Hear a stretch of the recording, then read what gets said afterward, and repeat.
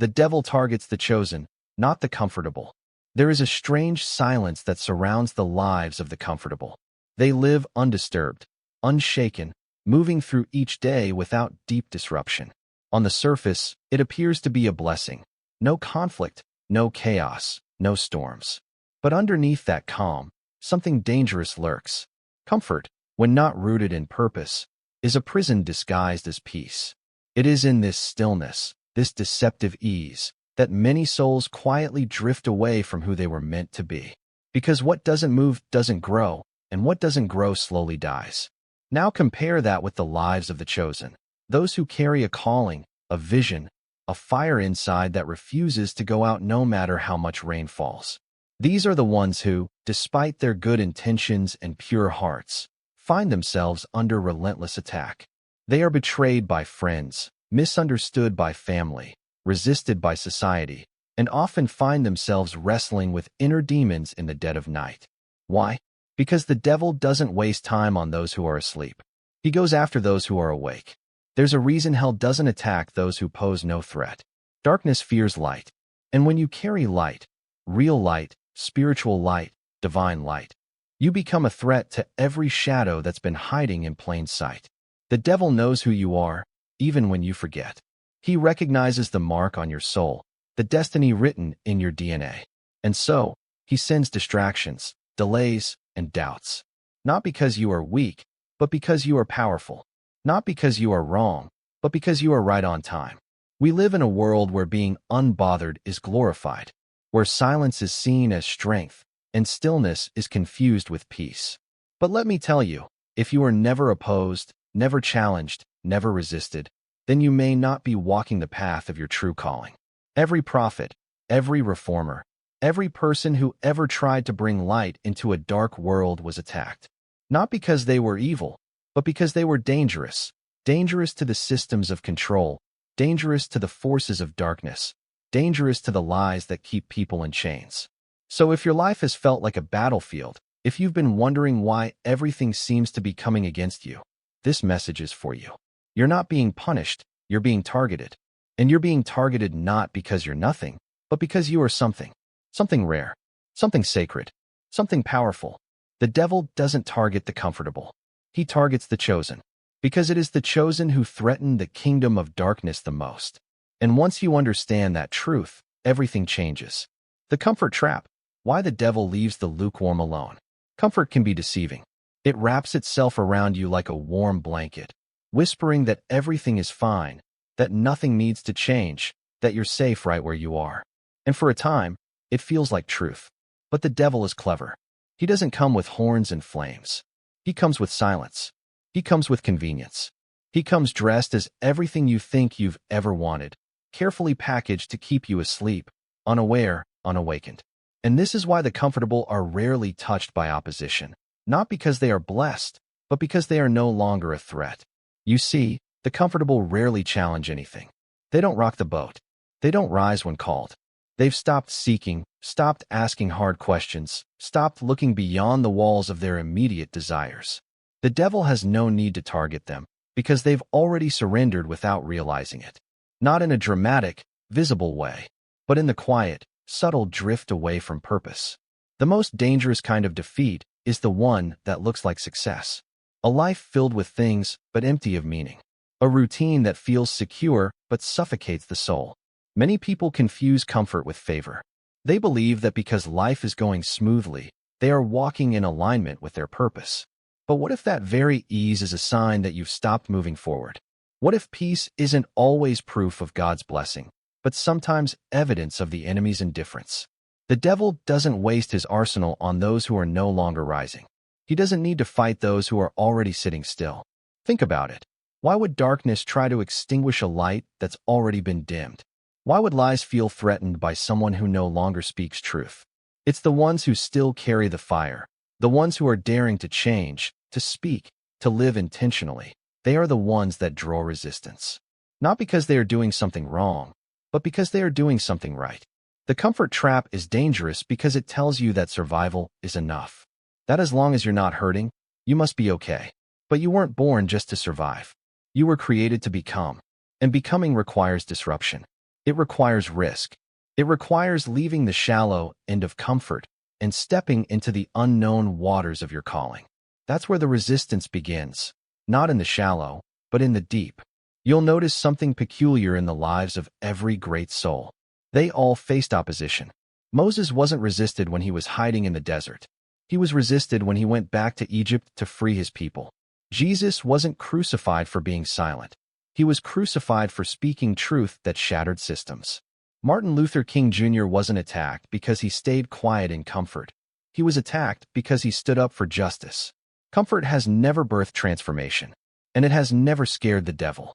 When your life is too quiet for too long, when you haven't felt any spiritual resistance in months or even years, it may be time to ask yourself, have I stopped walking toward my calling? Have I made peace with mediocrity? Have I traded growth for ease? Because here's a truth that many don't want to admit. The devil doesn't bother the lukewarm. In fact, he loves them because they are easy to manage. They fight no battles, threaten no lies, pursue no vision. They are already neutralized. If you want to see where the devil focuses his attacks, look for the ones who are trying to break generational chains. Look for the ones who are stepping into their gifts. Look for the ones who feel burdened with a mission bigger than themselves. These people aren't perfect, far from it, but they are moving. They are being shaped in the fire. And the fire burns because it matters. If you're under attack, it's not because you're failing. It's because you're stepping forward. The irony is this. Many of the chosen think they are cursed because their lives are filled with struggle.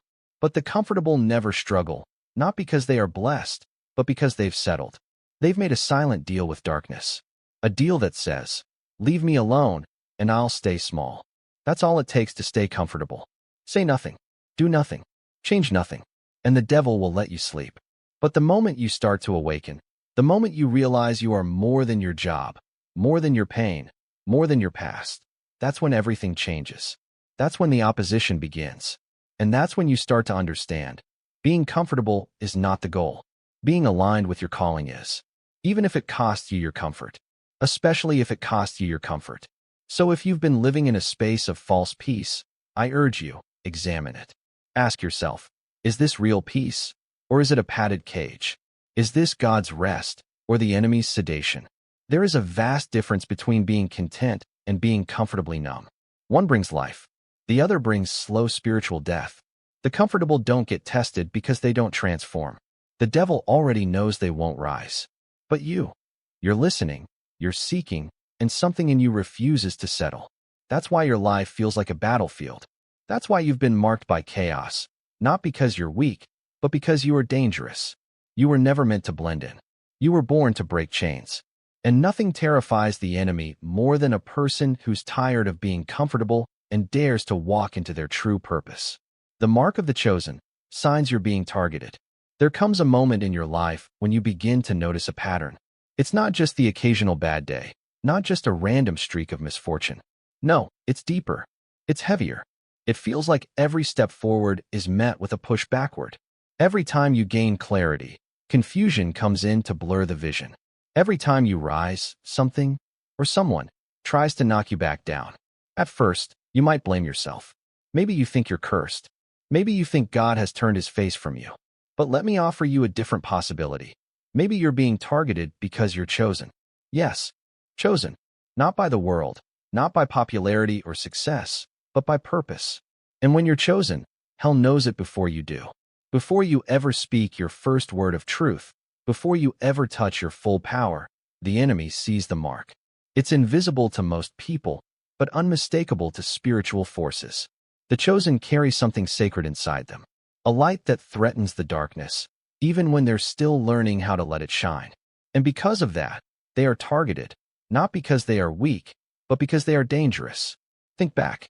Have you ever noticed how early the attack began? For many of the chosen, the enemy comes when they're still children. Trauma, abandonment, betrayal. It shows up early, hoping to wound you before you discover who you are. It's no coincidence. The devil doesn't wait until you're fully grown. He comes when you're most vulnerable, hoping to plant seeds of fear, insecurity, and self-doubt so that by the time your purpose starts to call you, you'll be too broken to answer. But here's the thing, you're still here. Despite the attacks, despite the setbacks, despite the scars, You didn't quit. And that alone is proof of your calling. The signs of being chosen are not glamorous. They don't always look like divine favor or public recognition. More often, they look like solitude, like seasons of isolation where no one understands you, like carrying dreams too heavy for others to support, like being misunderstood, misjudged, and misrepresented, even by the people closest to you. The chosen are rarely the popular ones. They're often the ones who feel out of place in crowds, who think deeply, who carry a burden they can't fully explain. They aren't perfect, but they are awake. They feel things others ignore. They ask questions others are afraid to ask. And that awareness makes them dangerous to a system built on sleep. Let me be clear, being chosen doesn't make you better than others. It makes you more accountable. It means you have a role to play in something bigger than yourself.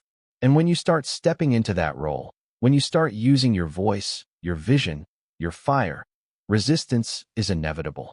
That's why spiritual warfare increases when you grow. That's why some of your greatest attacks come right after your greatest revelations.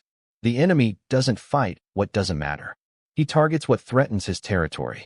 Have you noticed how people around you change when you start to evolve? Some begin to resent you. Others pull away. Some even begin to mock your progress or question your transformation. That's not just coincidence. Sometimes, when your light begins to shine brighter, it exposes the shadows in others, and not everyone is ready to face them. Your growth can feel like a threat to those still hiding from their own reflection. And so, rather than support your awakening, they attack it. But don't let that pull you back. It's just another sign that you're stepping into who you were always meant to be. You'll also notice that chosen ones are often placed in environments that seem the most hostile to their nature. The peacemaker grows up in chaos. The visionary is surrounded by narrow-mindedness. The healer is wounded by those they try to love. Why? Because the enemy always tries to bury the chosen under the weight of contradiction. He wants you to believe you're powerless because of your pain. But in truth, your pain is proof of your power. You were placed in the fire not to burn, but to forge something holy: endurance, wisdom, compassion, depth. Things that can't be faked. Things that hell fears more than anything. And if you're still unsure whether or not you're chosen, ask yourself this. Why hasn't life let you stay asleep? Why does your soul feel restless when you settle for less? Why do certain messages hit you like thunder when others are content with silence? Why do you feel this pull, this ache, to break through, to wake up, to rise, even when it's hard? That's not delusion. That's destiny. That's the sound of purpose knocking on your spirit, reminding you of who you really are. You weren't made to fit in. You were made to shift atmospheres, to expose lies, to speak truth, to carry fire into places that have grown cold. That is not an easy path. In fact, it is one of the hardest. And that's exactly why the devil comes for you. Because if you ever fully realize what you carry, if you ever step into it without fear, without apology, you will shake the very foundations of darkness. And hell cannot afford for that to happen. So instead, the enemy tries to wear you down. He tries to exhaust your faith, confuse your mind, twist your identity. He wants you to give up, to fall back, to doubt what you know deep inside. But you must remember, the attacks are not signs of defeat. They are signs of significance. The devil doesn't fight the average. He fights the anointed. He fights the chosen. And you are chosen. The battles you've faced are not random. The wounds you've carried are not meaningless. They are all part of the proof, not of your weakness, but of your worth. You are being targeted because what you carry is rare, and because you are closer to breakthrough than you realize. So don't shrink.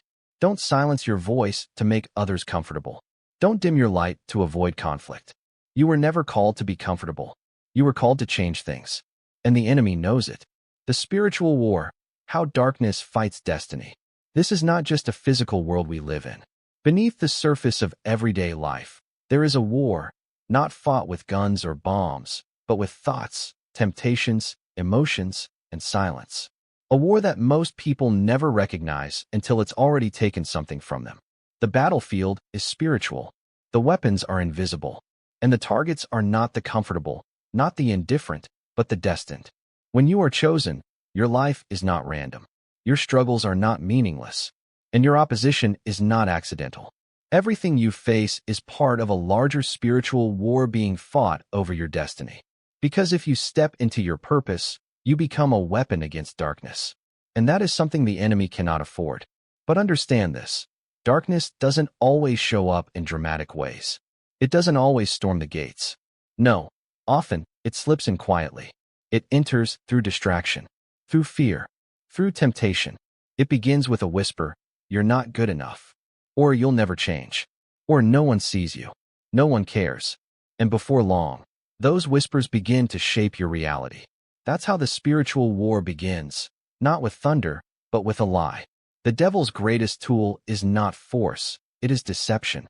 He doesn't need to destroy you outright if he can convince you to destroy yourself. He doesn't need to imprison your body if he can imprison your mind. If he can make you believe you're too broken, too late, too flawed, then he's already won the battle without ever lifting a hand. And that's why awareness is so critical. Because what you don't recognize, you cannot resist. Chosen ones often think their biggest battles are with people, with their environment, with circumstances. But the real war is internal. It's in the mind, in the spirit. That's where destiny is either born or buried. That's where the enemy focuses his efforts, in the places no one sees. He doesn't fear your reputation. He fears your realization. Because once you realize who you are, what you carry, and what you're capable of when aligned with God, nothing can stop you, not even hell itself. But until that realization comes, he will fight you in silence, through waves of depression, through waves of exhaustion, through unexpected betrayal, through sleepless nights and anxious mornings. He will flood your life with chaos so you begin to question everything, your path, your worth, even your God. And in that confusion, he'll try to plant doubt, not just in your faith, but in your identity. He knows he cannot remove your purpose, so he tries to remove your awareness of it. He doesn't cancel your calling, he clouds it. And if he can keep you confused long enough, you'll eventually settle. You'll stop fighting. You'll begin to believe that comfort is all there is, that maybe your dreams were too big, maybe your voice isn't meant to be heard, maybe your pain is just punishment. But it isn't. Your pain is proof you're still in the fight. And if you're still in the fight, then heaven hasn't given up on you, so neither should you. We often underestimate the importance of spiritual vigilance. We protect our homes with locks, our phones with passwords, our bodies with medicine. But what about our souls? What about our purpose? Are we guarding it? Or are we letting darkness sneak in through the cracks of distraction and fatigue? The enemy uses exhaustion as a weapon, because when you're tired, you don't dream. When you're overwhelmed, you stop listening to that inner voice. You just survive. And the devil wants you in survival mode, not because you're failing, but because when you're merely surviving, you're not building, you're not healing, you're not rising. You're not dangerous anymore. And that's his goal, to neutralize the chosen. Sometimes, darkness doesn't show up to destroy, it shows up to delay. He'll let you carry the dream, but slow you down just enough so you never reach it. Delay is deadly. It makes you doubt the timing, doubt the plan, doubt the promise. But hear me clearly, delay is not denial, and resistance is not rejection. Often, the presence of great resistance means you're exactly where you need to be. That's when you double down. That's when you pray harder. That's when you remind yourself, this war is not just about me. It's about the generations after me.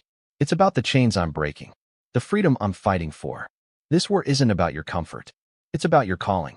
It's not about making life easy. It's about making life eternal. You were not sent here to escape hardship.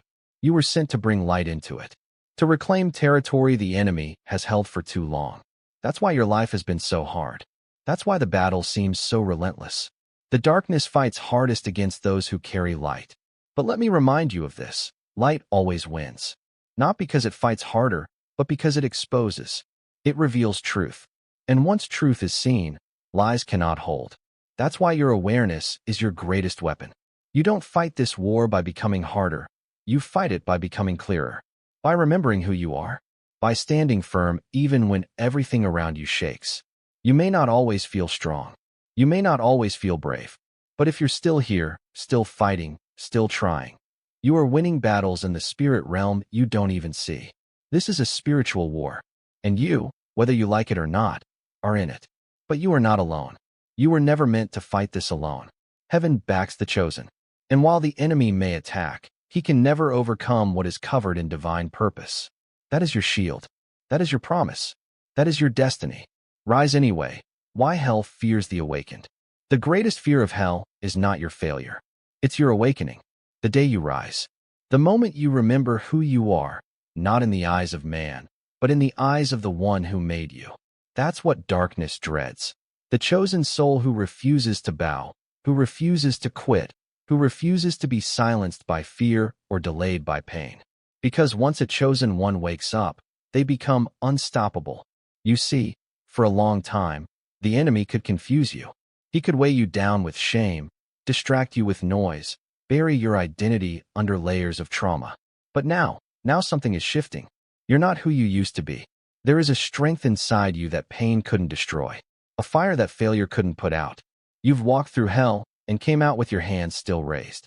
You've cried tears no one saw and carried battles no one understood.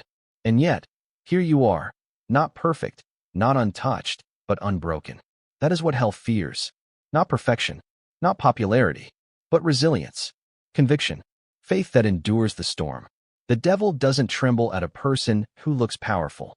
He trembles at the one who knows how to get back up after falling 100 times. Because that person has learned that true power isn't in never being hit, it's in never staying down. The awakened don't just survive, they see. They recognize the patterns. They discern the enemy's tactics. They know when something isn't of God, even if it's wrapped in something shiny. They no longer fall for the lie that ease is a sign of favor. They understand that opposition often confirms calling. The awakened know that they're not being attacked because they're cursed, but because they're called. That kind of awareness changes everything. It makes you bold. Not arrogant, bold. It gives you clarity in the middle of chaos. It gives you the courage to walk away from what no longer serves your spirit, even if it once felt comfortable. And most of all, it gives you permission to rise. Not because life got easier, but because you got wiser, stronger, clearer. When you rise, you become a mirror to those still sleeping. Your fire makes them see the ashes in their own lives. Your light exposes the shadows they've made peace with. And because of that, you will face resistance. Not everyone will clap for your awakening. Some will misunderstand you. Others will try to pull you back into the old version of yourself, the one they were comfortable with. But you must choose purpose over popularity. You must choose the path of becoming, even when it costs you familiarity. Because the cost of staying asleep is far greater than the cost of waking up. The awakened walk differently. They speak differently. They stop begging for seats at tables where they were never meant to sit. They stop explaining their fire to those who prefer the dark. They stop apologizing for the weight of their calling. Because they've learned that being chosen doesn't mean being understood. It means being obedient. Even when it's lonely. Even when it's hard. Even when it hurts. And yes, it will hurt. The path of the chosen is not easy. You will lose people. You will outgrow spaces. You will question everything at times, even yourself. But keep going. Because every step you take is shaking hell's foundation. Every time you refuse to quit, chains break. Not just for you, but for those who come after you. The awakened don't rise just for themselves. They rise for generations. For legacy. For freedom that outlives their name. This is why hell fears you. Not because of what you've done, but because of what you're about to do. Because once you rise, others rise with you. Your voice awakens others. Your healing becomes a blueprint. Your courage becomes a signal to others trapped in silence that they, too, can escape. You become a threat not just because of what you know, but because of what you ignite in others. That's why the devil fought so hard to keep you down. Why he tried to suffocate your voice, drown your dreams, crush your identity. He knew, even before you did, what would happen if you ever broke through. If you ever forgave. If you ever healed. If you ever stepped out in faith instead of fear. If you ever decided to live fully, speak boldly, love freely, and walk unshaken. And now you know. Now you see. You were never weak, just targeted. You were never lost, just learning. You were never cursed, just chosen. And now that you're waking up, you're becoming exactly what the enemy feared most. A living, breathing testimony that darkness cannot hold down what God has already lifted up. So rise anyway, even when you're tired, even when you're afraid, even when nothing around you looks like the promise you carry. Rise anyway, because heaven is backing you. Rise anyway, because the fire inside you is not accidental. Rise anyway, because hell has already declared war on your purpose, and silence is no longer an option. You are the storm that hell hoped would never come. You are the answer to prayers generations before you cried in secret. You are the light that will not be extinguished. And though you were targeted, though you were attacked, though you were pushed down, you are still standing. And that, my friend, is why hell fears the awakened.